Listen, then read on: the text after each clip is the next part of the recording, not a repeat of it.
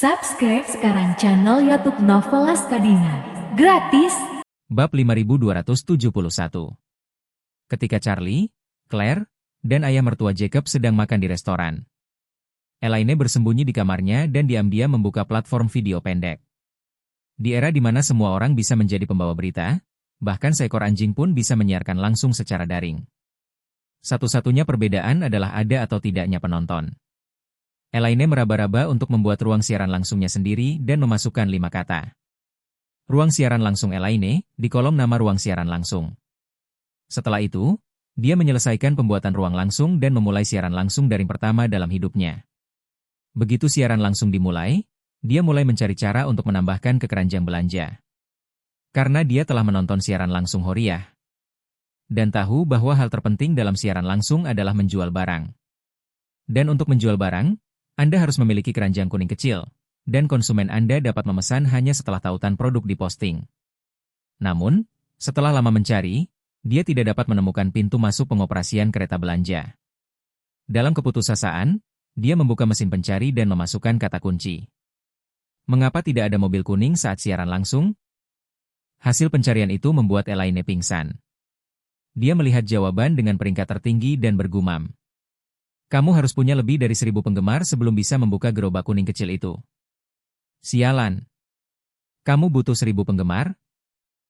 Elaine mengumpat, lalu melihat ke layar. Tidak ada penggemar di daftar penggemarnya. Sebelumnya, dia hanya menonton tetapi tidak memposting di platform video pendek. Dan bahkan nama panggilan akunnya adalah nama panggilan bawaan sistem, jadi dia tidak memiliki banyak penggemar atau teman. Melihat persyaratan ketat 1000 penggemar untuk membuka gerobak kuning kecil itu, dia sangat tertekan. Dan berpikir dalam hati, platform rusak ini sungguh tidak masuk akal. Mengapa saya harus memiliki 1000 penggemar untuk menyiarkan langsung dan menjual barang? Ini bukan untuk mempersulitku, kan? Segera setelah itu, dia langsung mencari kata kunci baru. Bagaimana cara menambahkan keranjang kuning jika saya tidak memiliki 1000 pengikut? Jawaban nomor 1 menunjukkan, jika Anda memiliki kurang dari 1000 pengikut, buatlah lebih banyak video pendek yang lebih cocok untuk tempat-tempat populer. Cobalah menambahkan beberapa tag dan posisi populer ke dalam video. Algoritma sistem akan meningkatkan eksposur Anda kepada pengguna dengan tag dan posisi yang sesuai. Tentu saja, Anda juga dapat memulai siaran langsung secara langsung dan menarik perhatian penggemar melalui siaran langsung. Yang mana akan lebih cepat? Jika tidak berhasil, Anda bisa pergi ke platform e-commerce untuk membeli 1000 kipas. Ada penjual yang menghususkan diri dalam hal ini dan untuk 1000 kipas hanya dikenakan biaya sekitar 200 yuan. Melihat ini, Elaine tak dapat menahan diri untuk bersenandung. Aku masih perlu membeli kipas angin? Aku nggak sanggup kalah sama orang itu. Terlalu lambat buat rekam video pendek satu persatu, jadi mending kita siaran langsung aja. Dia beralih kembali ke perangkat lunak video pendek dan memulai debutnya. Sangat mudah untuk memulai siaran langsung, tetapi apakah seseorang dapat menontonnya adalah masalah besar. Masalah yang dihadapi Elaine sekarang adalah siaran langsungnya terbuka, tetapi jumlah orang di ruangan itu 0. Setelah menunggu selama 20 menit, tidak ada seorang pun yang masuk ke ruang siaran langsungnya. Ia pun mengerutkan kening. Kenapa tidak ada orang? Apa petugas sengaja menargetkan saya dan tidak memberi saya izin lalu lintas? Setelah memikirkannya, dia membuka mesin pencari dan mencari mengapa tidak ada yang menonton siaran langsung itu. Tak lama kemudian, ia menemukan jawaban yang ia yakini dapat diandalkan. Jawabannya adalah, jika siaran langsung para pendatang baru adalah awal yang dingin, pertumbuhan trafik akan sangat lambat. Sebaiknya kita memulai dengan cepat. Kemudian, cari cara untuk meningkatkan retensi penggemar agar algoritma resmi dapat merekam data di ruang siaran langsung Anda. Jika pihak resmi menemukan data Anda valid, algoritma akan otomatis memandu Anda. Ada banyak cara untuk menarik pengguna secara aktif, tetapi yang paling mudah adalah dengan memilih promosi resmi. Pertama, investasikan 1 atau 2000 yuan untuk mempromosikan ruang siaran langsung Anda, dan efeknya akan langsung terlihat. Melihat ini, Elaine mengangguk setuju, lalu bergumam, benar saja, aroma anggur ini juga takut pada lorong-lorong yang dalam. Apapun yang terjadi, kamu harus menemukan cara untuk menarik penonton pertama. Bukankah hanya 1 atau 2000 yuan? Aku akan mencobanya. Dia melakukan apa yang dia katakan, dan segera mengikuti langkah-langkah yang diberikan oleh pihak lain. Dan menginvestasikan 2000 yuan untuk promosi ruang siaran langsungnya di halaman promosi resmi. Setelah pesanan dibuat, dia segera kembali ke ruang siaran langsungnya. Menunggu pengguna datang. Selama uang itu dikeluarkan, efeknya akan langsung terlihat. Tak lama kemudian, jumlah penonton di ruang siaran langsung berubah dari 0 menjadi 1. Pada saat ini, Elaine sangat gembira, dan dengan cepat berkata, "Oh, selamat datang teman di ruang siaran langsung Elaine." Pihak lainnya mengirim pesan, "Sial." Setelah itu, dia langsung keluar dari ruang siaran langsung. Elaine melihat penonton pertama lari setelah mengucapkan sepatah kata, dan memarahi dengan marah. "Apa-apaan yang kau ucapkan? Kau tidak tahu hal baik atau buruk." Tepat setelah selesai berbicara, hadirin lain masuk, dan Elaine buru-buru menutupnya. Dengan ekspresi marah, dia berkata sambil tersenyum, "Selamat datang baru." Tepat setelah mengucapkan kata-kata itu, jumlah orang di ruang siaran langsung kembali menjadi 0. Segera setelah itu, beberapa orang datang berjajar, dan mereka semua segera mundur begitu mereka masuk. Tidak sebaik orang di awal. Dia bahkan meninggalkan pesan untuk ruang siaran langsung. Setelah beberapa kali, Elaine menjadi semakin marah, dan tidak dapat menahan diri untuk tidak memarahi. "Bajingan, mereka semua larinya lebih cepat dari anjing. Bukankah aku lebih cantik dari Horiahnya? Apa bagusnya dia? Dia juga bisa nyanyi. Jelek banget. Dia nyanyi, longing, terus anjingnya geleng-geleng kepala." Ngomong-ngomong soal ini, mata Elaine tiba-tiba berbinar. Semuanya mau nonton acara pencarian bakat, kan? Bagaimana kalau aku nyanyikan beberapa lirik? Dia tiba-tiba menjadi tertarik, dan dia tidak bisa menahan diri untuk bergumam dengan arogan. "Pangkat Horiah terlalu rendah. Jika aku ingin bernyanyi, aku bisa menyanyikan yang tingkat tinggi." Ini versi bahasa Inggris dari My Heart, Eternity. Apakah ini masih bisa menarik penggemar sebanyak ini? Bab 5272. Elaine berdeham dan bernyanyi dengan penuh emosi dengan suaranya yang tak bernada. "Setiap malam dalam mimpiku, aku melihatmu, aku merasakanmu." Saat dia bernyanyi, seorang penonton masuk ke ruang siaran langsung dan tinggal di sana selama beberapa detik. Jumlah orang di ruang siaran langsung tetap satu selama beberapa detik ini. Ketika Elaine melihatnya, ia langsung gembira. Efeknya luar biasa. Namun pada saat ini, sebuah kalimat dari orang tersebut melayang di kolom komentar. "Sial, akunmu sungguh tidak berguna." Setelah selesai berbicara, ia langsung keluar dari ruang siaran langsung. Melihat komentar ini, Elaine sangat marah dan berseru. "Apa maksudnya Balima Tart ini? Apa maksudnya jadi nggak guna setelah nge-swipe akunku? Merupakan suatu kehormatan bagimu untuk berada di aliranku. Kamu tidak tahu bagaimana merasa diberkati saat kamu masih dalam kebahagiaan." Setelah dimarahi, dia masih tidak bisa menahan amarahnya. Dia langsung mengklik nama panggilan orang itu. Memasuki beranda orang tersebut, lalu mengiriminya pesan pribadi. Isinya sangat sederhana dan kasar, hanya 9 kata, "Dasar brengsek. Seluruh keluarga akan mati malam ini." Setelah memarahinya, dia langsung memasukkannya ke dalam daftar hitam agar tidak dimarahi balik oleh pihak lain. Setelah melakukan serangkaian operasi ini, dia sementara tenang dan kembali ke ruang siaran langsungnya. Namun saat ini, ruang siaran langsung masih belum terlalu populer. Orang-orang datang dan pergi dengan cepat, dan tidak ada yang tersisa sama sekali. Saat ini, Elaine mulai meragukan hidup, dan bergumam dengan marah, "Aku sungguh sial." Satu persatu, datang dan pergi, datang dan pergi. Horiah memulai siaran langsung, dan 10.000 hingga 20.000 orang berbondong-bondong menontonnya. Saya memulai siaran langsung dan menginvestasikan 2.000 yuan. Tidak bisa mempertahankan satu orang pun. Tepat ketika dia sangat tertekan, sebuah perintah muncul di halaman ruang siaran langsung di ponselnya. "Karena Anda menghina orang lain, ruang siaran langsung akan diblokir selama 72 jam. Saat Elaine melihat perintah sistem, dia hampir mengamuk. Dia tidak pernah menyangka debut siaran langsungnya akan seburuk itu. Hal ini sangat melukai harga dirinya. Karena geram, ia pun langsung menghubungi layanan pelanggan platform tersebut. Saat mendengar layanan pelanggan itu berkata, "Hai, ada yang bisa saya bantu?" Elaine memarahi dengan marah, "Kenapa kau memblokir ruang siaran langsungku? Siapa yang memberimu hak itu? Percaya atau tidak, aku akan menelepon polisi sekarang." Layanan pelanggan dengan cepat menenangkan. "Halo, mohon tenang dulu, bisakah Anda memberitahu saya alasan mengapa Anda diblokir?" Elaine berkata dengan marah, "Tiba-tiba muncul pengingat, mengatakan bahwa saya menghina orang lain. Apa artinya itu? Layanan pelanggan berkata dengan sopan, "Nyonya, mohon berikan nomor ID platform Anda, atau nomor ponsel Anda saat mendaftar."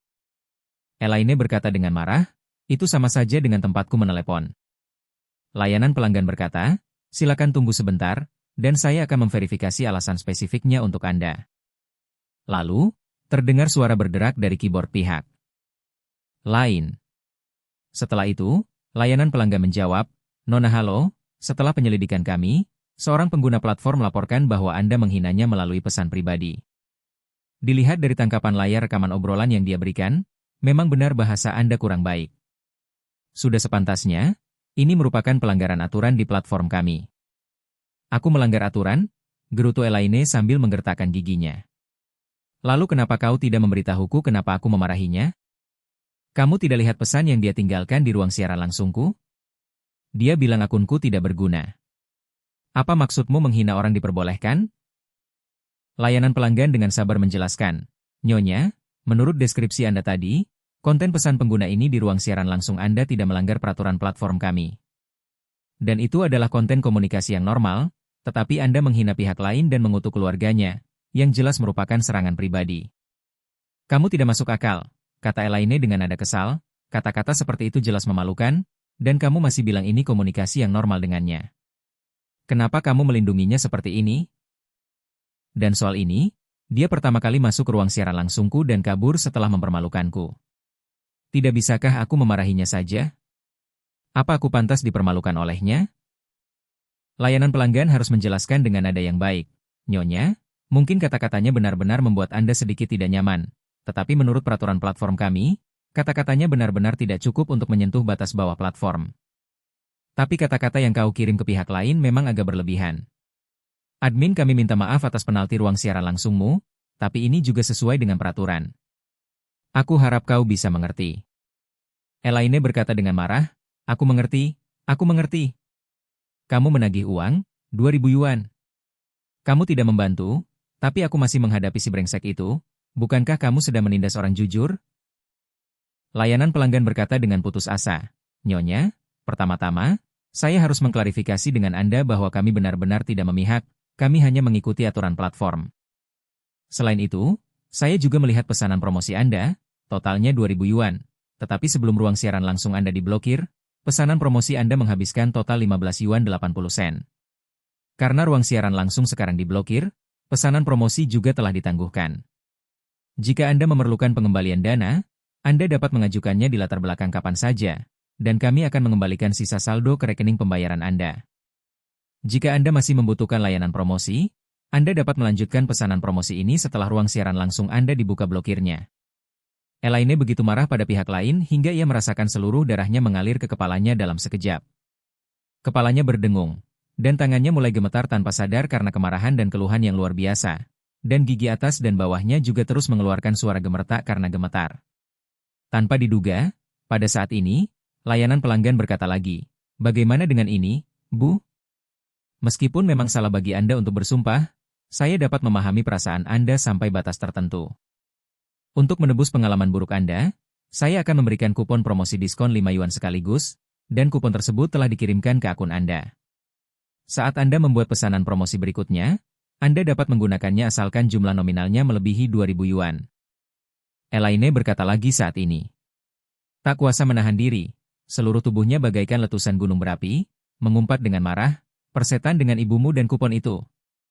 Dapatkan kupon itu. Simpan untuk membeli peti mati untukmu."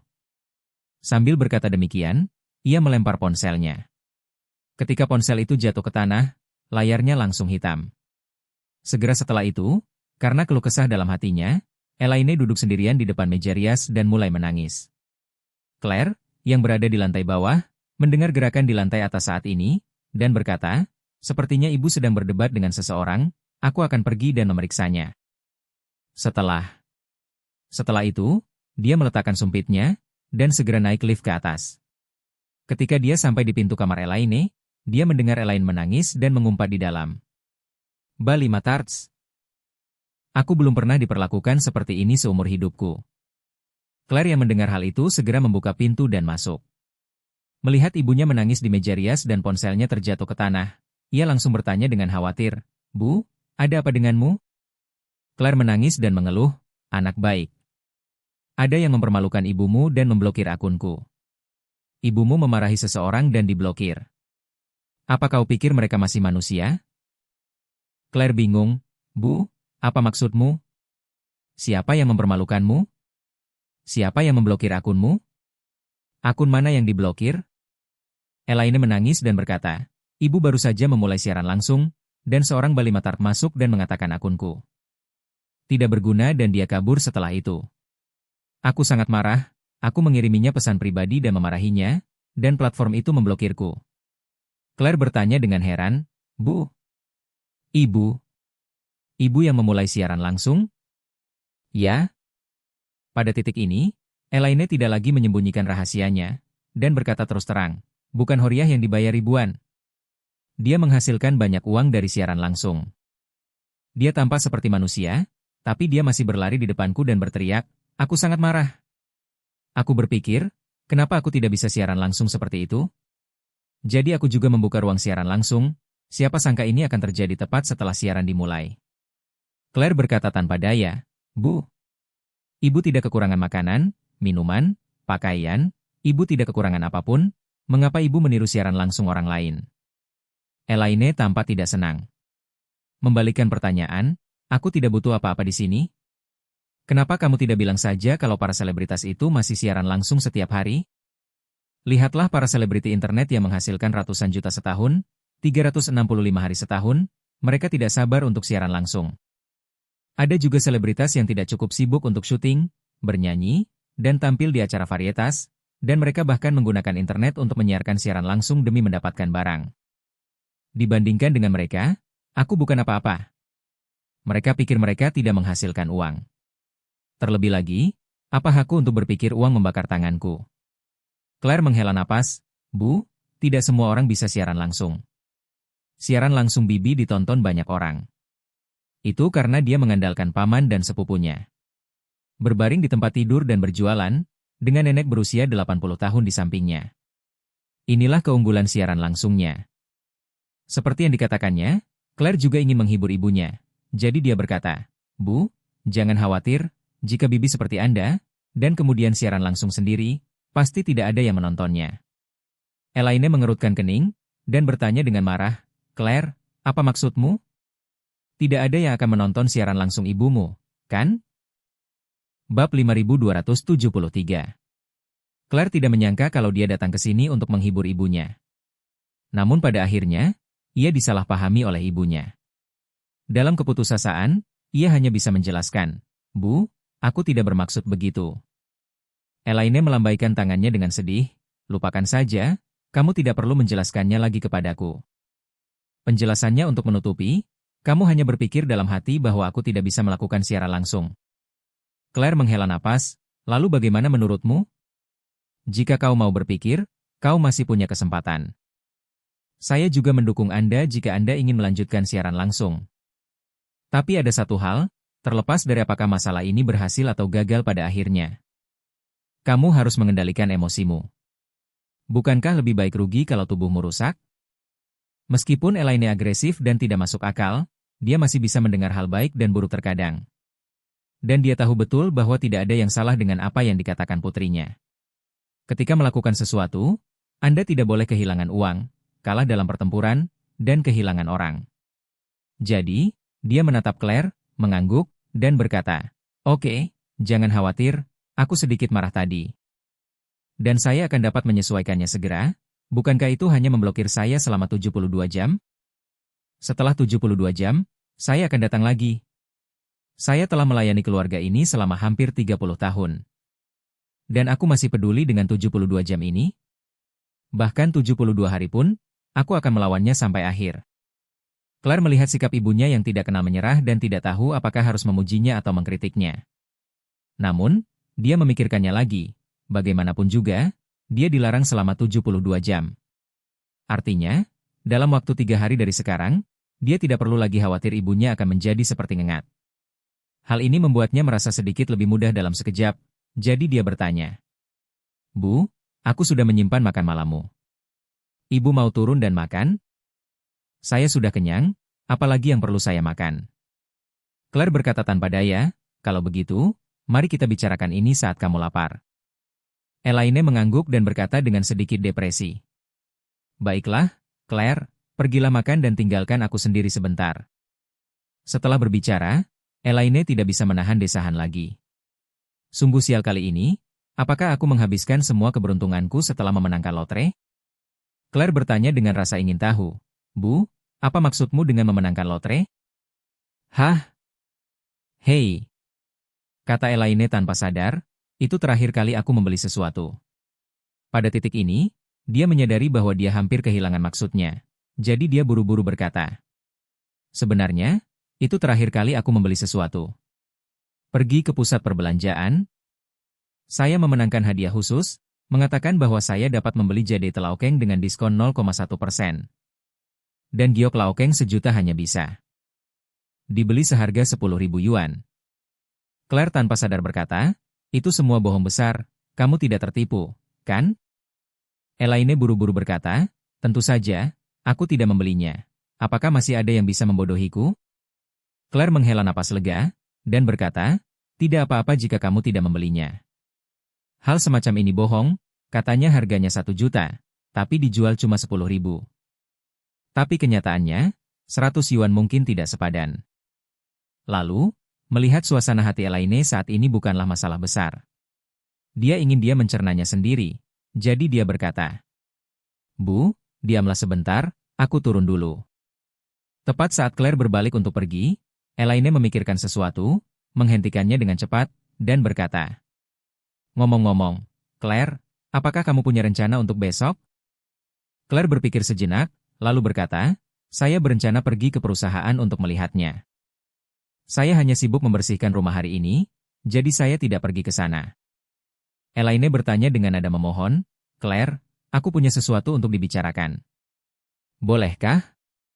Claire berkata, Bu, kenapa ibu bersikap sopan padaku? Katakan saja apa yang ibu ingin aku lakukan.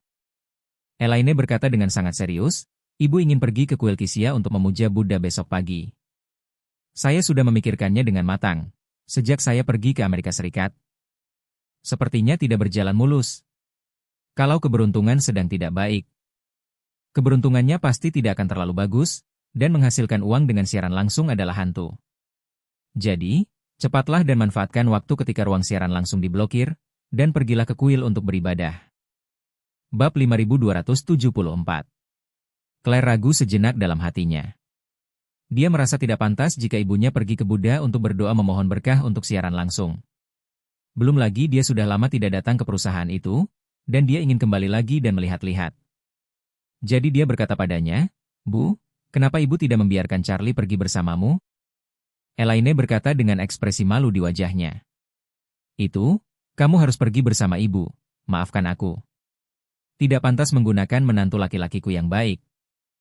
Jika dia punya pendapat tentangku di hatinya. Lagi pula, kakiku dan telapak kakiku sekarang tidak nyaman. Dan saya harus berjalan dengan kruk, jadi tidak pantas membiarkan menantu yang baik membantu saya. Aku tidak ingin dia dan ayahmu tahu, ikut saja denganku, jika tidak berhasil, kita akan mulai lebih awal. Berangkat dari rumah jam 7, dan tiba di tempat tujuan jam setengah 7. Dan kamu pergi bekerja setelah aku memuja Sang Buddha, pukul 9. Tidak terlalu terlambat untuk bisa pergi ke perusahaan, kan? Di mata Elaine saat ini, Charlie sudah menjadi pilar seluruh keluarga. Jadi dia tidak berani menyia-nyiakan kesabaran Charlie padanya, seperti barang siaran langsung. Meskipun dia merasa dalam hatinya bahwa dia pasti bisa melakukannya. Dia benar-benar tidak ingin orang-orang di sekitarnya mengetahui hal itu sebelum hal itu terjadi. Terutama jika dia tidak melakukannya setelah mereka mengetahuinya, itu akan sangat memalukan. Siaran langsung pertama malam ini menemui Waterloo. Dia juga ingin pergi ke kuil Kisia untuk memuja Sang Buddha dan memohon berkah. Jika Charlie menemaninya, dia juga khawatir Charlie akan memandang rendah dirinya. Lagi pula, dia juga tahu betul bahwa dia melakukan banyak gerakan hipul ketika dia pergi ke Amerika kali ini. Yang menyebabkan Charlie banyak masalah. Mendengar apa yang dia katakan, Claire juga tahu apa yang dia khawatirkan. Meski tak berdaya, Dia juga ingin berusaha sekuat tenaga membantu ibunya mempertahankan citranya yang memalukan. Maka hatinya pun melunak, dan dia berkata, "Baiklah, ayo kita berangkat pagi-pagi besok." Pada saat ini, Villa Zijin. Seluruh gunung telah diselimuti kegelapan saat ini. Meskipun ada lampu redup di halaman di lantai 3. Lagi pula, pepohonannya lebat dan pada dasarnya tidak ada cahaya yang terlihat dari luar. Saat ini, di halaman di lantai atas villa, Maria menggunakan sepasang bahunya yang harum sempurna untuk membuka kelopak mawar segar. Mengambang di permukaan kolam air panas, menimbulkan riak-riak pada permukaan air. Kemudian, dengan sosoknya yang tak tertandingi, dia melangkah di tangga batu di dalam air. Dan perlahan berjalan menuju batu biru di samping kolam air panas. Di kakinya, di dalam pembakar dupa perunggu, sebuah piring dupa segel yang terbuat dari kayu cendana tua sedang terbakar. Dan asap hijau perlahan naik dengan aroma kayu yang menyegarkan. Maria membungkus dirinya dengan jubah mandinya tanpa tergesa-gesa, berjongkok sedikit dengan kakinya menyamping. Mengambil pembakar dupa, memegangnya dengan kedua tangan, dan kembali ke kamar. Setelah mandi dan membakar dupa, dia mengenakan jubah bersih dan polos. Dengan lembut menarik rambut panjangnya ke belakang kepalanya, dan mengeluarkan sebuah benda terbungkus satin dari sebuah paket jinjing. Dia perlahan membuka sutra dan satin itu. Dan di dalamnya terdapat tanda kayu yang dibawa dari Norwegia. Dengan kata-kata tertulis di atasnya, tablet spiritual mendiang ayah saya Warren Lin. Dia dengan hormat meletakkan tablet spiritual di altar. Kemudian menyalakan 3 batang dupa lagi dan setelah 3 kali sujud hormat, dia memasukkan dupa ke dalam pembakar dupa di depan tablet spiritual. Setelah itu, dia berlutut dengan kedua lututnya, menatap tablet spiritual dengan kedua matanya, dan berkata dengan hormat, "Ayah, Maria telah tiba di Auros Hill dengan selamat, dan dia beruntung menemukan orang yang dicarinya. Kamu pernah bilang sebelumnya bahwa kamu selalu ingin datang ke Gunung Kisia untuk memuja leluhurmu. Tapi kamu tidak akan pernah bisa memenuhi keinginanmu. Aku akan pergi ke Gunung Kisia untuk memuja leluhur keluarga Lin besok pagi. Semoga rohmu di surga tahu." Bab 5275. Pagi berikutnya.